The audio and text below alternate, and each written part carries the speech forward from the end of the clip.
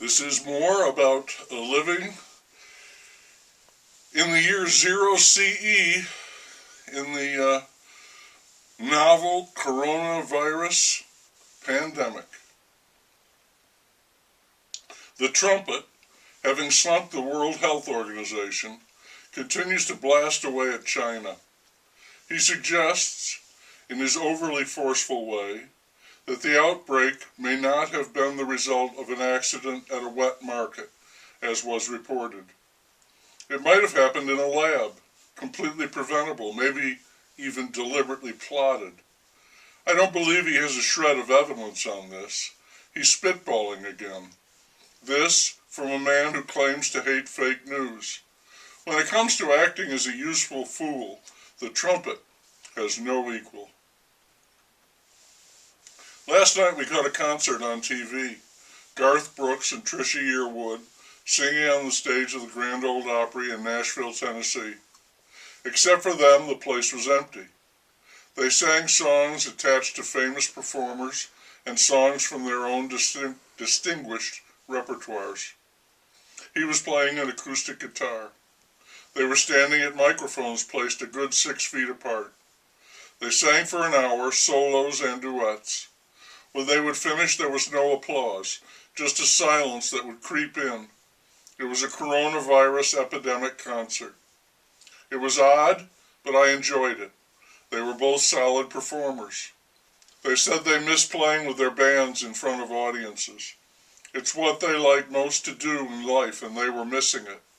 A lot of people, under the current restrictions, are missing a big vital chunk of their lives, and the loss is painful. I'm lucky. The isolation doesn't affect me. I can still write. But for many, for millions, life now is like living with an amputation. Something's missing. I'm not sure if it's ever going to return. So while the music was pleasing and inspiring, it was also a reminder of all that is simply not there now. It's a big, very real, very present, everyday loss. And all the pep talks in the world can't diminish it. I know, I'm spoiled, and I'm whining again. There are an incredible number of ads for charities on TV. There are sick and abused puppies, children born with cleft palates, hospitals that specialize in the care of babies born with a terminal disease.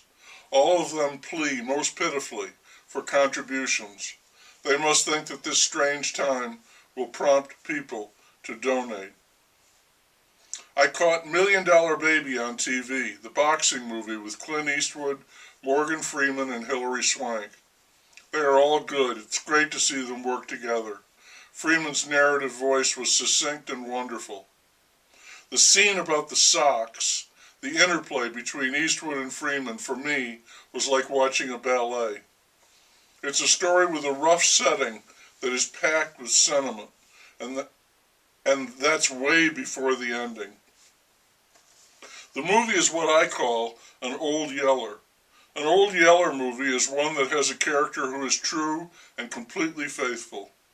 And in the end, another character who loves the first one unconditionally has to kill the other. I skipped the ending this time around.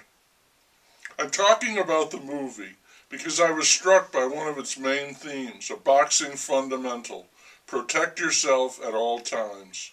This had a whole new ring to it in this year 0 CE. Eastwood's character, Frankie, is a big proponent of this maxim, but he's unable to do it for his fighters and in his own life. Freeman's narrator tells us that everything about boxing is backwards, and that's true, and it starts with this: you have to protect yourself at all times. Fine, but a boxer is a fighter, and every time she steps into the ring, she puts herself at risk.